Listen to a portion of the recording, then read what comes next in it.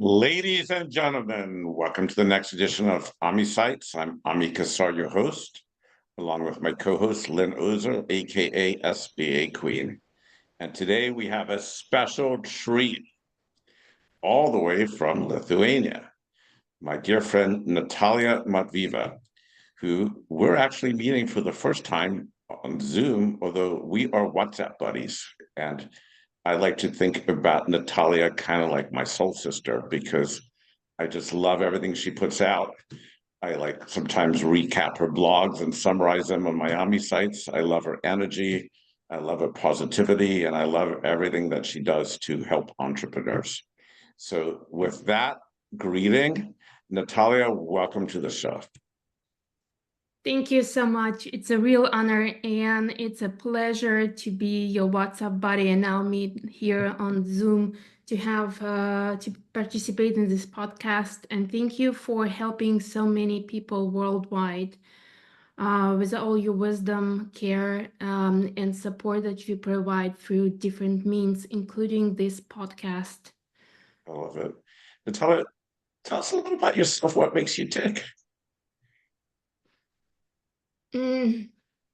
You can start at the beginning of your entrepreneurial journey. Oh my Or God. earlier. We want to know everything. So imagine the collapse of the Soviet Union. There is no country, there is no market. The planned economy collapsed. The real economy is not there. And I'm 12 years old. And I just got a dog that my parents have no money to support. My first business was to make sure that this dog has some food. And I did it by selling hamsters on a black market. Here's how I've done it. You're gonna love it. So the black market was a place where people could sell food, clothing, because there were no market established yet after the collapse of the Soviet Union. So when I breeded some hamsters, I went to the market and I tried to sell them, but there were these old ladies, we called them babushkas, that didn't want me to sell hamsters there. And they pushed me out to make sure, or first they tried to buy them for like 10 cents. Then I said, no, I'm not gonna sell my hamsters. They're beautiful, they're different, they have this grayish blue color. They're a lot better than your hamsters. And they said, then you cannot sell here, just get out, kid. Unfortunately, I was a very skinny girl and I could not stand physically for myself. But I noticed that there was 1 hour when all babushkas disappeared. And it was 1 hour where a soap opera, a first soap opera after the collapse of the Soviet Union, was shown on TV. This is great. At that time, 1 hamster costed 1 ruble. I sold my 11 hamsters for 3 rubles each first. And then I figured out that when there is no competition, you can sell them at the price of 10. Unfortunately, I got greedy and sold the father of the hamsters, which ended the business. It was my first lesson. Did you realize what the father was doing when you were 12? Apparently not so well. I was just going to ask, how did you manage your inventory? But there's the answer. So that was my first business, not That's official one. Okay. And the official one was a game development and publishing company. Because my father is a captain for big cargo vessels, and he sneaked in during the Soviet time. He sneaked in the game console, the first Dandy game console, and it opened up the world of gaming for me because I didn't know that you can play and have so many games. And I loved it, and I decided that I would spend the rest of my life playing games. So at 23, I started my own game development and publishing company with 4 other guys.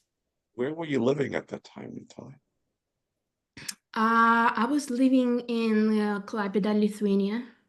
But I studied at the same time at 2 universities, and one of them were in Kaliningrad. It's like 120 kilometers from Klaipėda. It's a small Russian exclave. And they have had a university there, so I studied there, and I met 4 guys who were making different kind of games for men, basically shooters and strategy games. At that time, I saw that there is a need for games for women and kids. Because back then, 25 years ago, it was Doom and other shooters, but no casual games. So I decided to develop those casual games, and that became my first business. Fascinating. How did that go? How did it go? Yeah. So 15 years, to make it short, 15 years later, I sold the company, and we had 80 games, 70 million users, and we published them on 5 different platforms, including we were the first ones to publish games on Apple Store. And that what allowed us to grow the audience very fast, because we moved from PC to mobile quickly because of the engine and of the technology that allowed us to port to different platform faster. We also sold games on Nintendo DS. And TV consoles. So it was a very good move to go to mobile and get the first places on the top charts. Love it. That's fabulous. Built this amazing company. You sold it. Where did you sell it? When? Yeah. In 2017. Tell us what's happened between 2017 and 2024. Besides the pandemic. Besides COVID, a little detail called COVID. Yeah, so I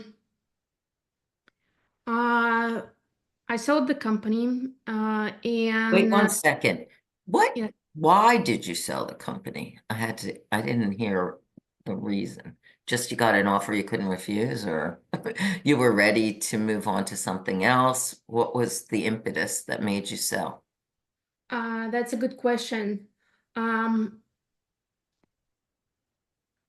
the there were conferences where we would invite our best players, and we would have a round table with them and interview them and talk to them.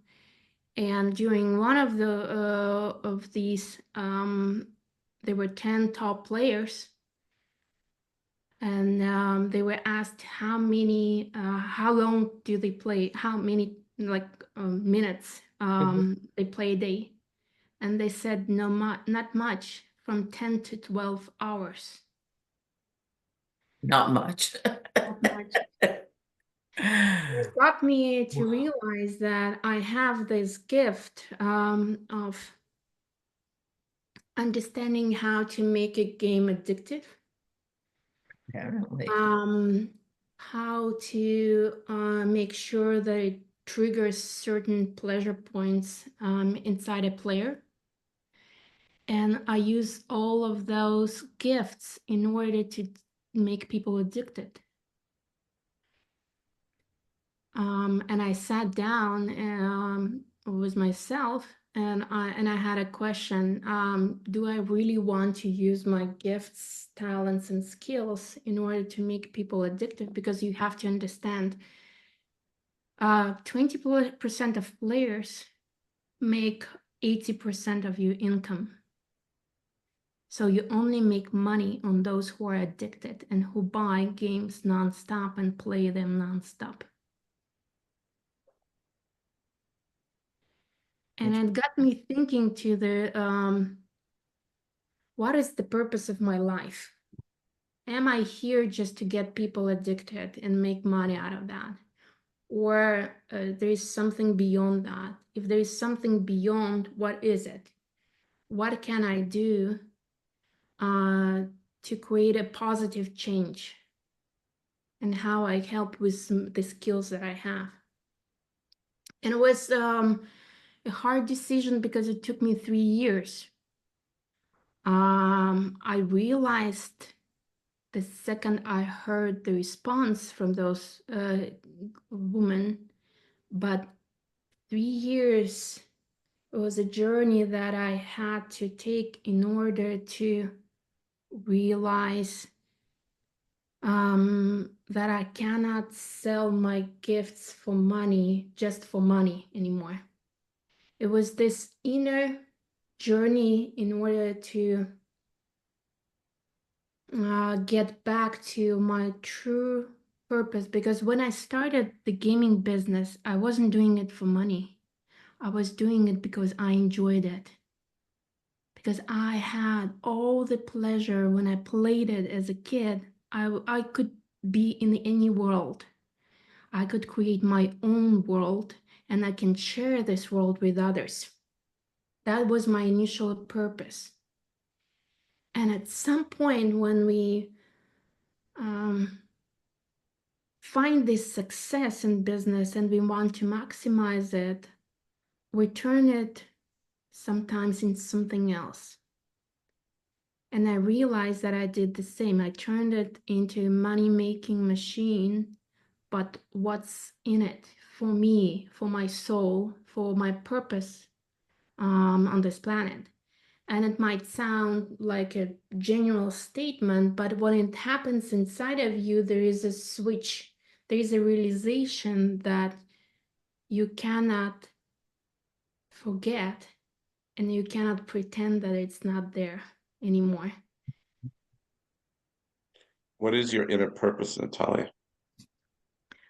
My purpose is soulfully connect, rationally support, and unconditionally love people and the whole God's creation. And so what are you doing in your life today to help with that? Today I have an amazing business called PeakGenesis. And during my journey as an entrepreneur, I realized that we all have gifts, and how we use them defines how fulfilling our life is. We all have superpowers. Our businesses have superpowers, and our industries have superpowers. In order to make it change, and in order to have a strategic advantage comparing to your competitors, you need to combine those. Your personal superpower as a founder, your business superpower, what it does the best, and your industry superpower, why it does exist, what kind of value it brings here and now. And when you combine it, you can create a value to the world that no one else can, because no one else has this business, no one else has your identity, and no one else combines it together the same way that you do with the current market trends. So this is what I do now. I'm helping businesses to do exactly that. How do you do that? How do you find your clients? I created a framework that allows that I take entrepreneurs through, which allows them to find their superpowers and create and mix technology within it in order to create something unique that is up to date and that can bring that it can be brought to the market to maximize the value for people, for all the people, not just the business, not just the founder, but for all the customers that needs it and that can use it to benefit themselves and the world. Hey, Natalia, just a personal experience I had during COVID. Did we know each other during COVID, Natalia? I don't remember, but we would run with scaling up coaches, different sessions for entrepreneurs around the world, just to help people. And one of them we did was the one-page personal plan, which is part of scaling up. And we were in there with a group, and I was working like 20 hours a day those weeks, so I hadn't done my homework to prepare. And one of my friends who was in that group said to me, Ami, it's our business, how we make money is to help entrepreneurs get loans. That's how we make money. And he said to me, Ami, you don't give a shit about getting the person the next loan. Your passion in life is helping entrepreneurs succeed. Mm-hmm. And that sometimes you have conversations in life that sort of startle you and push you to think about yourself to the next level. And for me, that was one of them. Yes, this is how we keep our lights on, and we pay our mortgage, and we pay our bills, and Mm-hmm. we help people get loans, and the loans help people be successful, and they're necessary and they're important. But really our passion, which manifests through the company, is helping entrepreneurs to be successful. And if the work you do lets people see those lights, I think that's freaking awesome. Does that make any sense? Yeah. It makes total sense, because what you do, you bring something that enables them to take their vision and make it happen thanks to the loans they have. Because money is just one of the resources, but it's a necessary resource to make things happen. Right. So therefore, you definitely, your value is making businesses succeed through having the resources they need to make it true. And it's interesting. Go ahead, Yes. sorry. No, you go. No. You were in the middle of a sentence, and I cut you off, and I was rude, and you're going to finish. On my side, what I do, I help entrepreneurs to have clarity. Because once you have clarity, you can see the path. You can see the actions you need to take. Right now, we have such an overload of information, and we take info in, but we don't process it. And the reason why we don't process it is that we need to take 20% of info and leave 80% for the processing of that information in our mind. And we do the opposite. We consume and consume and consume so much information without even stopping to process what we just read, heard, or seen. And it's the biggest mistake when entrepreneurs are going through a tough time. They try to find a solution.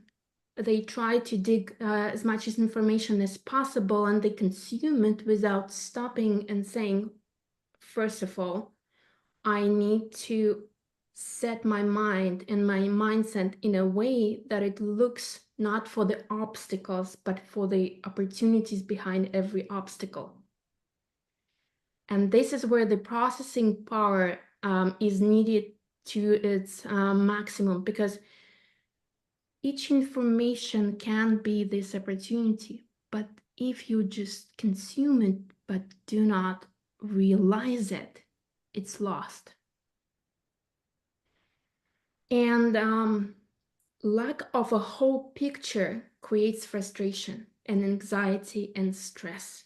And it again comes to how you process the information and how you sit down and decide on your next steps, how you calm your emotions down. And in a current time after the COVID, our emotional sensors are almost burned out because we've been through so much in the past 4 years that our body are overstressed. But here is the hint. Not a single emotion is there to torn you apart.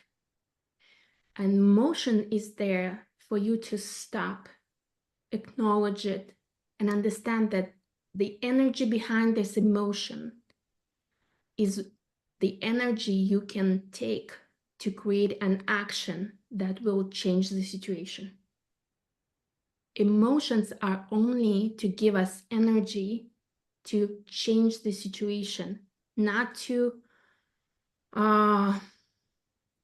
worry about it, not to suppress the emotion, not to deny it, but take an action after you're done acknowledging it.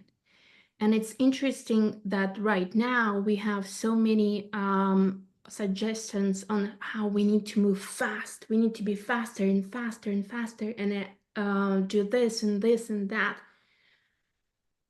In order to go for a long distance and to make decisions that are gonna be the right ones, we need to stop, take a breath, and make sure that every information that goes in can be processed and can be turned into a solution.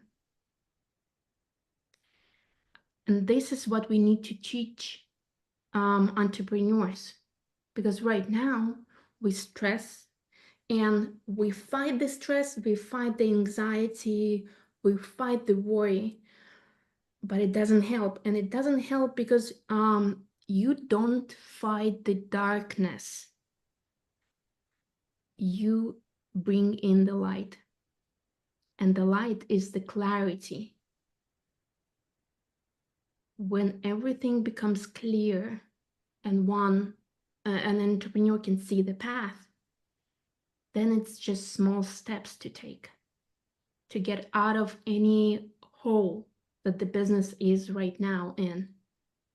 And it's possible and it's doable. We just need this learning experience on how to understand the information we have, how to see what's really going on with the market, with the consumer behavior, with our offer, and what kind of value we provide for our users. Sorry for talking so much. You make me think a little bit about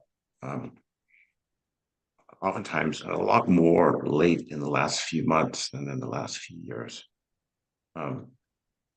We get calls from entrepreneurs in panic.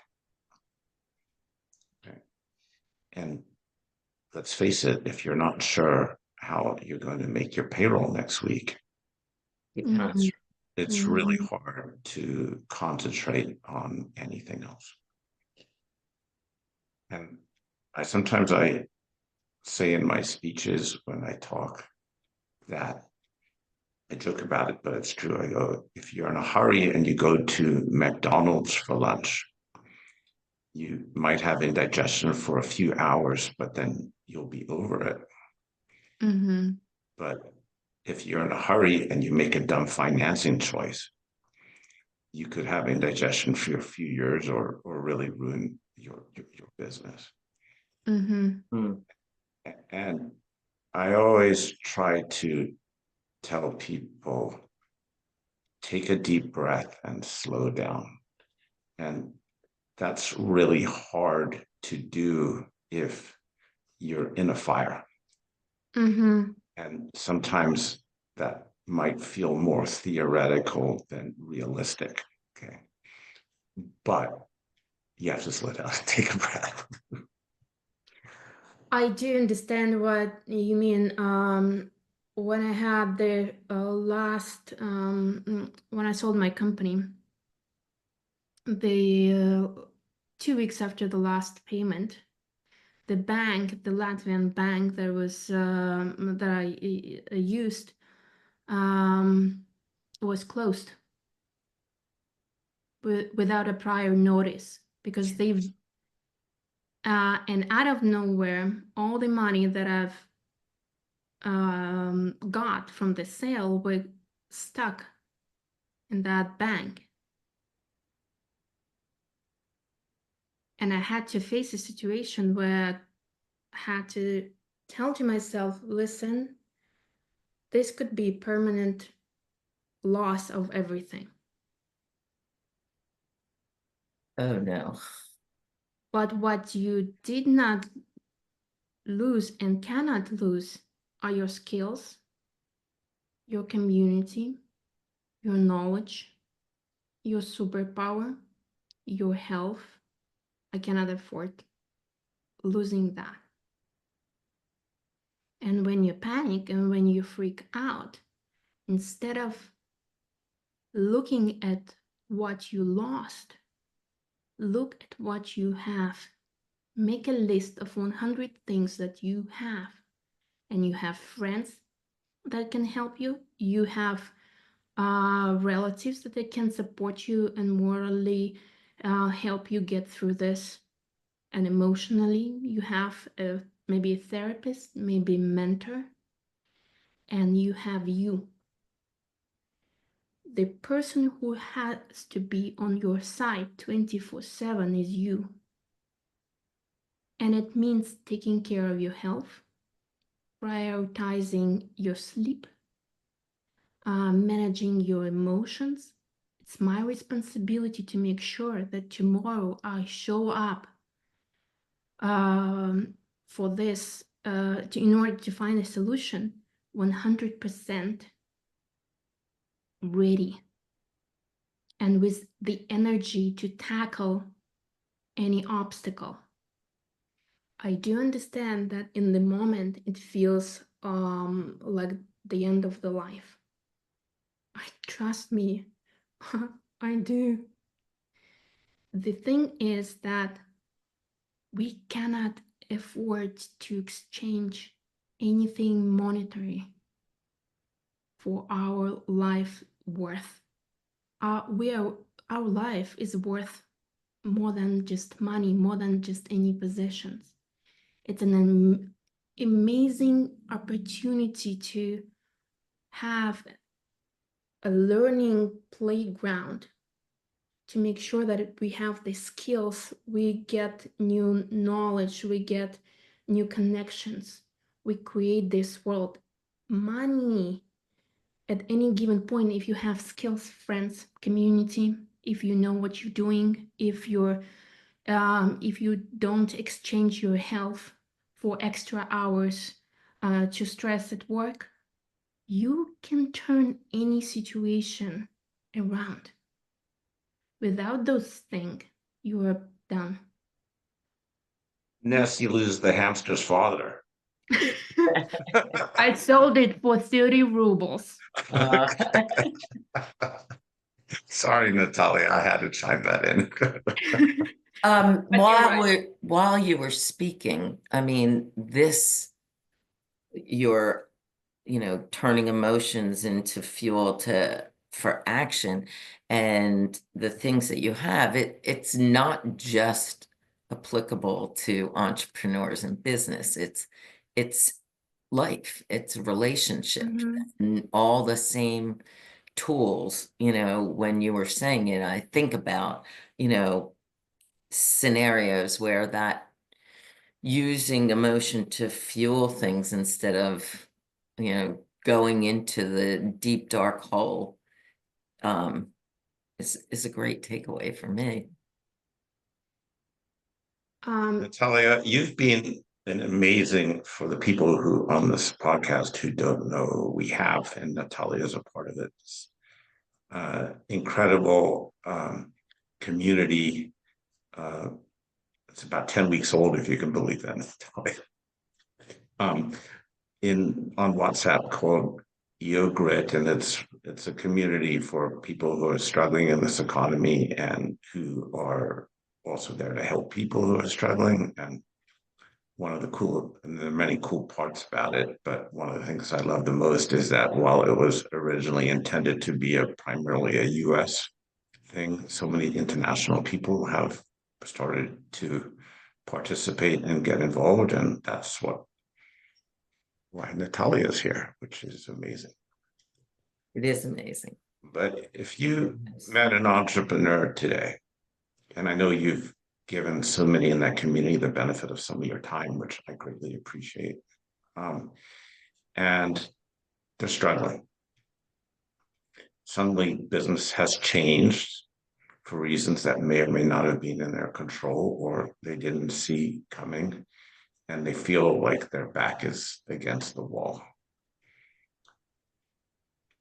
And in a few minutes, you had to summarize, and maybe you already did it, but maybe there's more, or there's some exercises or things for them to think about.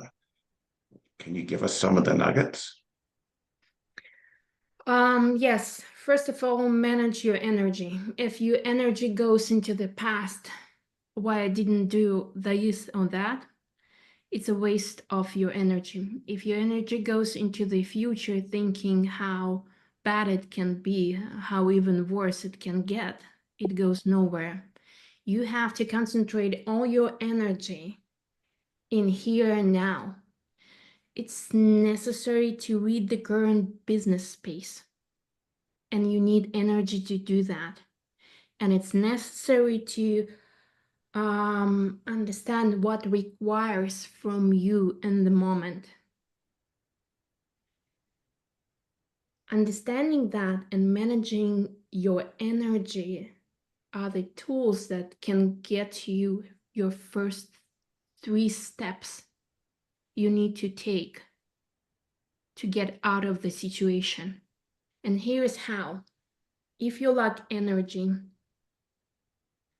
or if it goes into the past or into the future, stop yourself each time you start this blaming game of what could have been done before.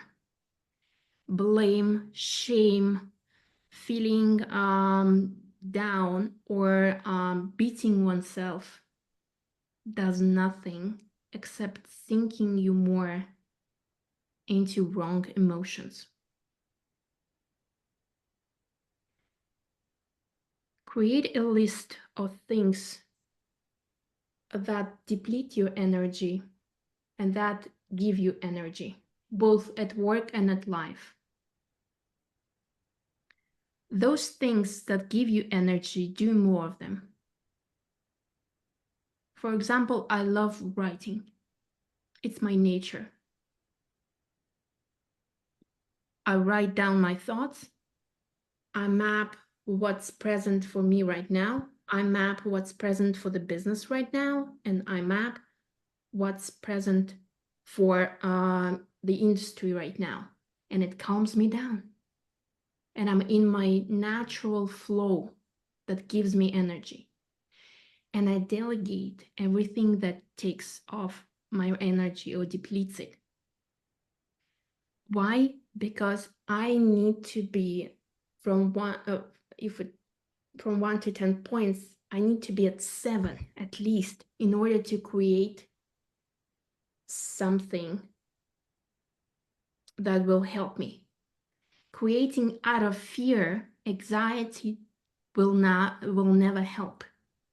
Creating from the space of a flow will provide you with the best solutions and that you haven't thought you exist. So that would be number one, cutting everything that depletes you, or most of the things that depletes you, and doing more of what gives you energy. And mapping everything out. Again,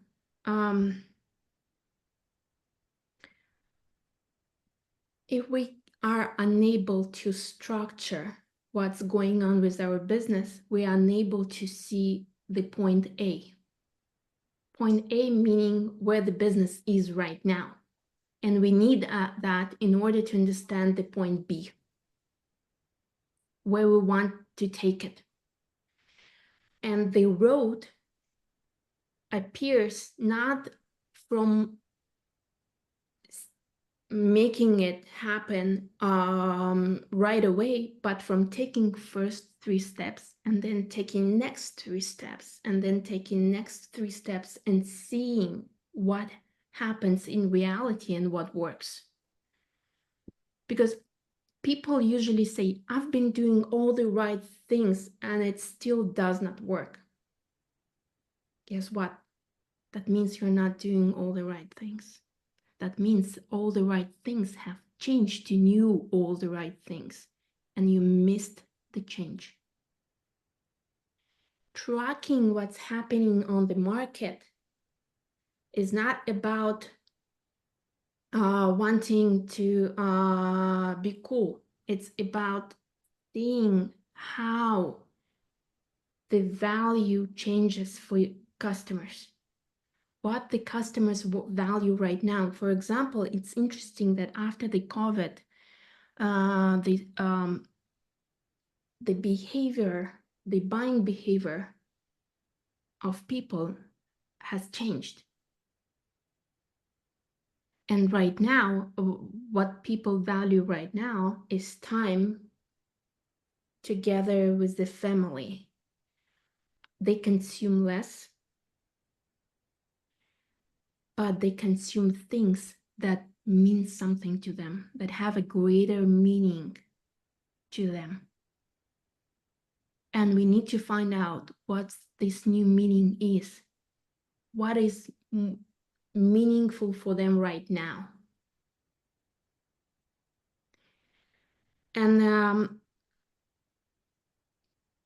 we have this, as entrepreneurs, we have this pathological habit of taking in too much info and not filtering it to our business.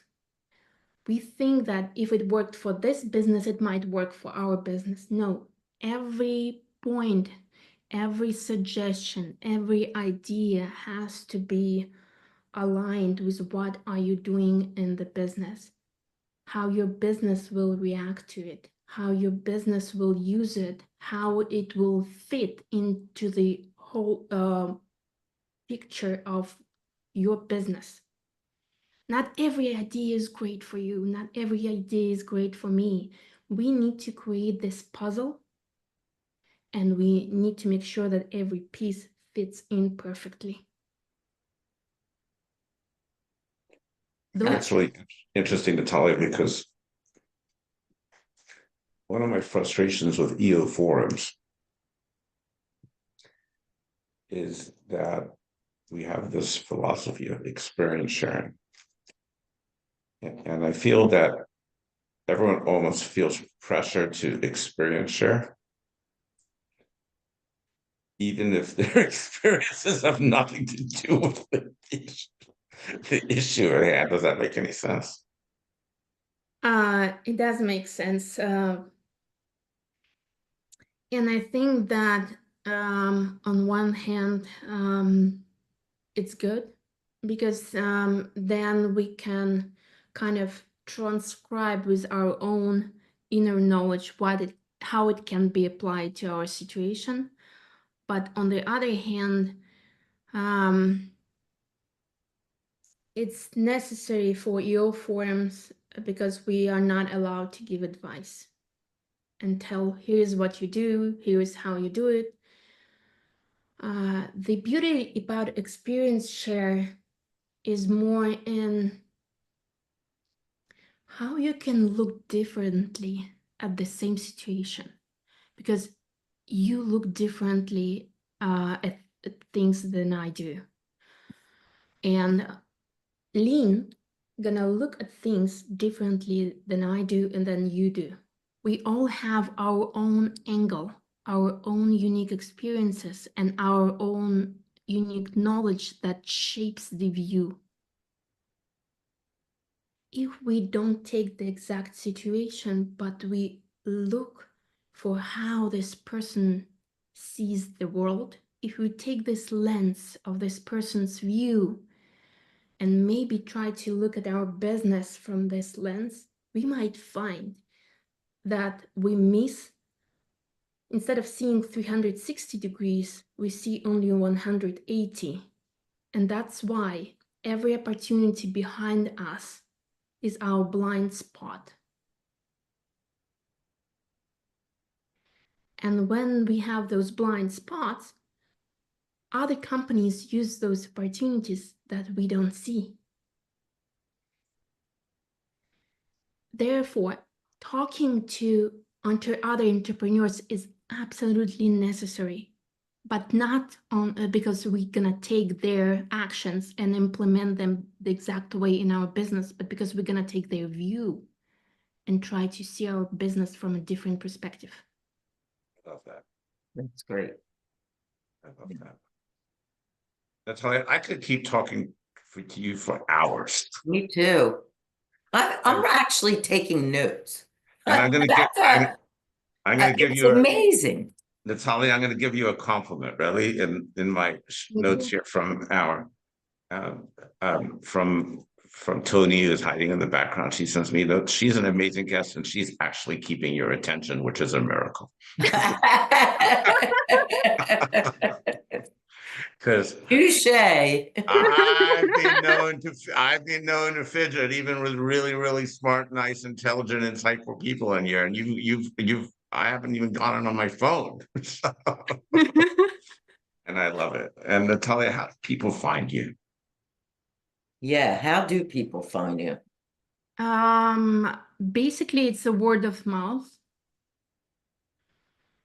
What's your website? What's your website? My website is peakgenesis.com. And I have LinkedIn and I have Instagram with different posts with different information and insights. So I hope people can find me through those. Yeah.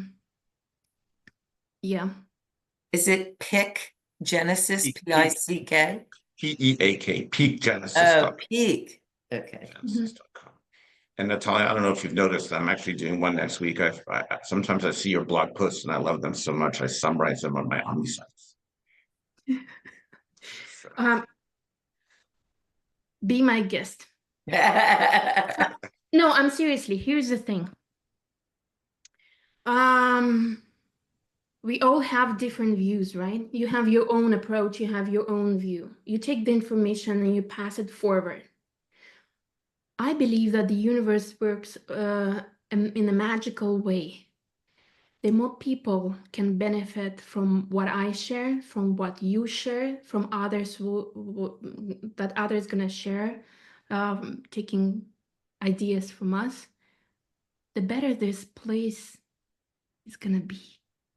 And trust me, I want to live in a world that is happy, healthy, and loving. And if it takes you to repost my posts, be my guest. I know it's not going to happen because you're going to put your own angle, your own view, and your own lens into it. And that makes this post to be a different one. Natalia, you're a superstar. You're my soul sister. I love you. Thank you so much.